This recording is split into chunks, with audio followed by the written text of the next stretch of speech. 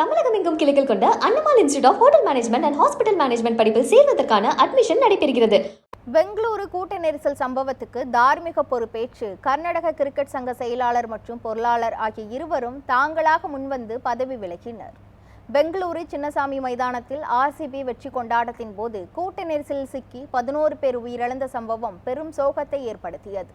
இந்த நிலையில் நிகழ்ந்த தவறுக்கு பொறுப்பேற்று கர்நாடக மாநில கிரிக்கெட் சங்க செயலாளர் ஏ சங்கர் மற்றும் பொருளாளர் ES ஜெயராம் ஆகியோர் தாமாக முன்வந்து தங்கள் பொறுப்புகளை ராஜினாமா செய்து உள்ளனர்.